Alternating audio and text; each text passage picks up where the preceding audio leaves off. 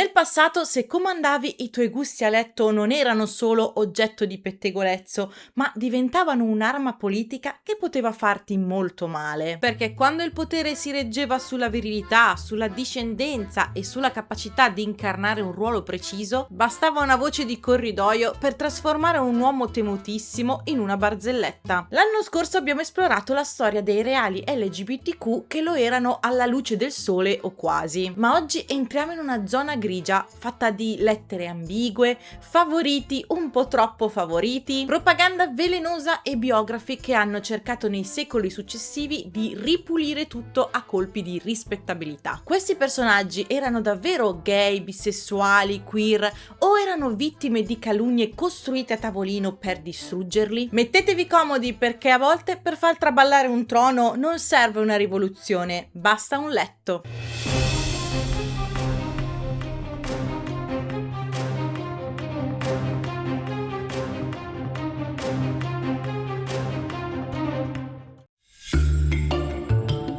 Iniziamo da un uomo che non era un re nel senso classico del termine, anche perché a Roma chiamare qualcuno re era il modo più veloce per renderlo simpatico come la peste. Parliamo di Giulio Cesare, condottiero supremo, stratega geniale, uomo dal carisma leggendario e protagonista del più grande gossip dell'antichità. Tutto comincia quando Cesare è ancora un giovane ufficiale e viene inviato in Bitinia, l'attuale Turchia, per una missione diplomatica presso il re Nicomede IV. Fin qui tutto normale, se non fosse che secondo i suoi avversari politici Cesare da quel viaggio avrebbe ottenuto qualcosa di molto più intimo di un trattato militare. Iniziò a circolare la voce insistente che Cesare avesse una relazione con il re, ma qui dobbiamo stare attenti perché il vero scandalo per i romani non era l'omosessualità in sé. Al tempo non esistevano le nostre categorie moderne di orientamento sessuale. Per i romani il sesso era una pura estensione della gerarchia sociale. Un cittadino romano maschio e potente doveva essere sempre dominante. Poteva andare a letto con chi voleva, purché mantenesse il ruolo attivo. Quindi l'accusa dei nemici di Cesare era precisa. Dicevano che nella relazione con Nicomede fosse stato l'amante passivo, in pratica la moglie del re. A peggiorare le cose poi c'era il luogo comune per i romani che l'Oriente fosse l'epicentro della mollezza, dei profumi, del lusso corrotto e della decadenza. Dire che Cesare era stato conquistato da un sovrano orientale significava distruggere la sua virilità politica e la sua romanità in un colpo solo. In Senato lo tormentavano chiamandolo pubblicamente la regina di Bitinia e questo pettegolezzo non passò mai di moda, anche se Cesare negò sempre tutto, giurando sui propri dei, attraversò il Rubicone, conquistò la Gallia e piegò la Repubblica, ma la macchia rimase lì, appiccicata alla sua toga per tutta la vita, tanto che i suoi soldati durante i trionfi militari cantavano versi ironici definendolo il marito di tutte le mogli e la moglie di tutti i mariti. Da un lato era il seduttore seriale di donne che minacciava i matrimoni altrui, dall'altro l'uomo che aveva perso il controllo del proprio ruolo sessuale. Probabilmente non sapremo mai se tra Cesare e Nicomede ci sia stato del tenero o se sia stata la fake news più riuscita della storia romana, ma questo caso dimostra che il letto dei potenti non era soltanto un letto, ma anche un manifesto politico.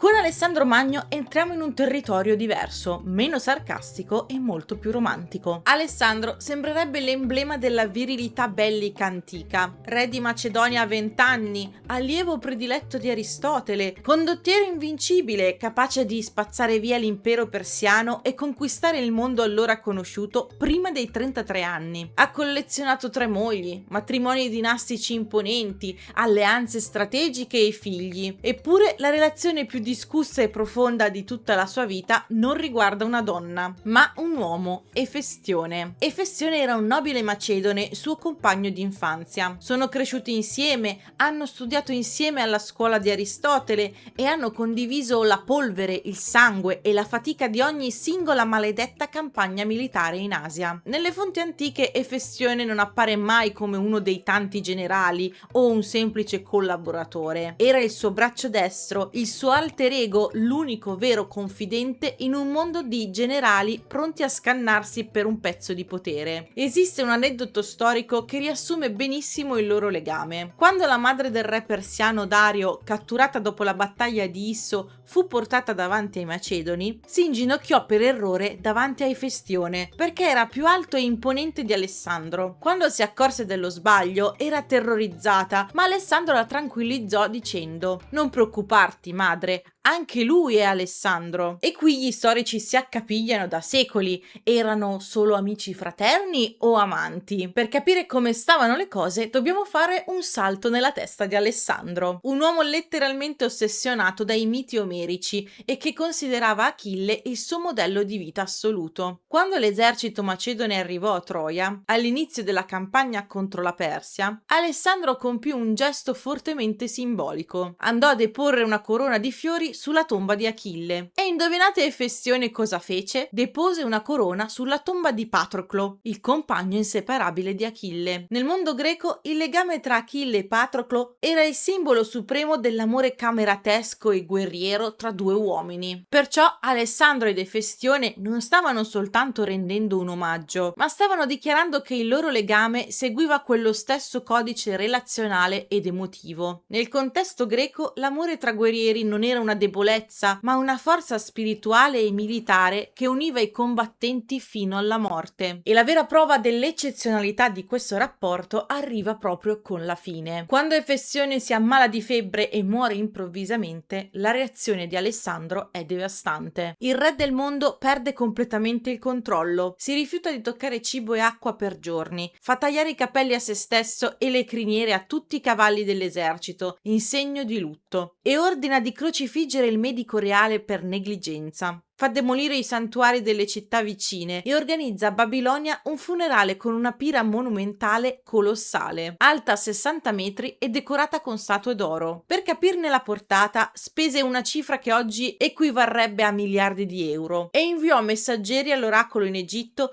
per chiedere se Efestione potesse essere adorato ufficialmente come un dio o come un eroe divino. Nessun re antico ha mai pianto un semplice generale o un alleato politico in questo modo. Era il dolore disperato di un uomo a cui avevano strappato l'altra metà dell'anima. Quindi Alessandro era gay o bisessuale? È difficile far rientrare le relazioni del passato nelle nostre categorie moderne, ma una cosa è certa, che la storia dopo più di 2000 anni non è ancora riuscita a racchiuderla in una parola sola. Facciamo un grande salto in avanti nel tempo e arriviamo alla Russia del Settecento. Se c'è una cosa che spaventa il potere tradizionale ancora di più di un re che ama gli uomini, è una donna forte che decide di comandare da sola e alle sue condizioni. Benvenuti nel mondo di Caterina la Grande. Caterina non era nata russa e non era nata per fare la zarina. Era una principessa tedesca minore, Sofia di Anhalt-Zerbst, mandata a corte un po' come un pacco diplomatico per sposare l'erede al trono Pietro III. Il suo unico compito ufficiale doveva essere quello di fare la moglie sottomessa, produrre eredi maschi e fare da tappezzeria. Ma Caterina aveva una mente fuori dal comune e un'ambizione d'acciaio. Imparò la lingua, si convertì alla fede ortodossa, studiò i filosofi illuministi, si conquistò l'appoggio della nobiltà e dell'esercito e nel 1762, stanca di un marito instabile e impopolare, organizzò un colpo di stato perfetto. Fece arrestare Pietro, che morì pochi giorni dopo in circostanze misteriose, e si autoproclamò imperatrice regnante. Da quel momento governò da sola per oltre 30 anni, trasformando la Russia in una superpotenza globale. Una donna con un potere del genere nell'Europa del Settecento era un'anomalia intollerabile per i contemporanei. Se una donna era debole, era considerata inadatta a governare, ma se era forte, decisa e spregiudicata, allora veniva percepita come qualcosa di innaturale e mostruoso. A quel punto, non riuscendo a distruggerla sul campo di battaglia o diplomatico, si sposta l'attenzione dal trono al suo letto. Caterina ebbe diversi amanti uomini ufficiali nel corso della sua vita, che spesso trasformava in figure chiave del governo e dell'esercito. Il problema è che nell'immaginario dei suoi nemici, ogni sua decisione politica, ogni legge emanata e ogni territorio conquistato venivano spiegati esclusivamente attraverso i suoi presunti appetiti erotici insaziabili. Nacque così la caricatura della ninfomane imperiale, incapace di controllarsi. Dentro questo calderone di fango finirono inevitabilmente anche voci su presunte relazioni segrete con le donne della sua cerchia ristretta. I cronisti dell'epoca mormoravano dei suoi rapporti intensissimi con figure come la colta contessa Ekaterina Dashkova, una delle sue più strette consigliere, ma anche con le sue dame di compagnia. Le lettere che queste donne si scambiavano erano cariche di un affetto profondo e di espressioni emotive molto forti. Dettagli che secoli dopo hanno spinto alcuni storici a chiedersi se Caterina non avesse in realtà tendenze queer, ma la verità storica, quando si scava sotto la superficie, si scopre che è molto più cinica. Su Caterina si è accumulata una quantità industriale di fantasie, non perché ci fossero prove solide di una sessualità non convenzionale, ma perché la sessualità era l'arma più rapida ed efficace per ridicolizzarla ed eliminare il suo spessore politico. E l'esempio supremo di questo meccanismo è la leggenda metropolitana più famosa, assurda e vergognosamente falsa della storia della misoginia, quella secondo cui Caterina sarebbe morta a causa di un incidente intimo mentre si accoppiava con un cavallo. Questa storia, totalmente inventata dai francesi e dai suoi nemici politici subito dopo la sua morte, è sopravvissuta nei secoli, arrivando fino ai giorni nostri. Pensate, una donna partecipa alla spartizione della Polonia, sconfigge l'impero ottomano, introduce i vaccini in Russia, dialoga alla pari con Voltaire e Diderot, e la propaganda riesce a ridurre l'eredità di 30 anni di regno a una barzelletta pornografica.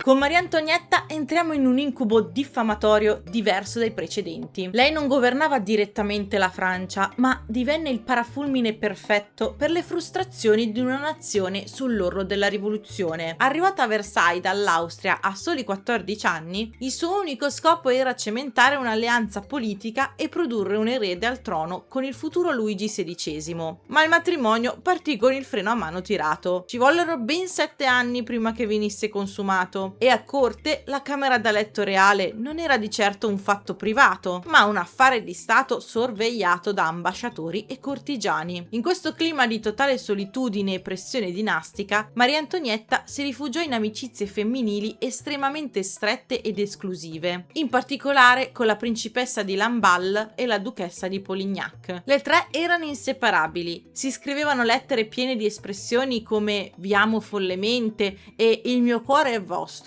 Ora, per l'epoca, l'amicizia romantica tra donne aristocratiche era un codice culturale accettato, fatto di parolone sentimentali che non implicavano necessariamente un rapporto fisico. Ma la Francia della fine del Settecento non aveva nessuna intenzione di essere comprensiva, e quando la crisi economica picchiò duro, la corte venne vista come un covo di parassiti e sprechi. Il passo fu brevissimo. La duchessa di Polignac otteneva privilegi e ricchezze? Allora significava che la regina era manipolata dalle sue favorite. E come spiegare questa manipolazione al popolo inferocito? Semplice, dicendo che erano amanti. Con lo scoppio della rivoluzione francese, la macchia del fango esplose. I libelli satirici e pornografici clandestini iniziarono a dipingere Maria Antonietta come una creatura sessualmente mostruosa, insaziabile e soprattutto lesbica perversa. L'accusa di omosessualità femminile serviva a uno scopo politico ben preciso: dimostrare che la regina rifiutava il suo ruolo naturale di madre e moglie e che quindi la monarchia stessa era biologicamente malata, sterile, contro natura e degenerata. Le calunnie toccarono livelli così infimi che durante il processo che la condannò alla ghigliottina, l'accusa arrivò persino a insinuare che avesse abusato del suo stesso figlio, un'infamia a cui la regina stessa si rifiutò di rispondere, appellandosi alla dignità di tutte le madri presenti in aula. Anche in questo caso non possiamo escludere con certezza matematica che nella vita privata di Maria Antonietta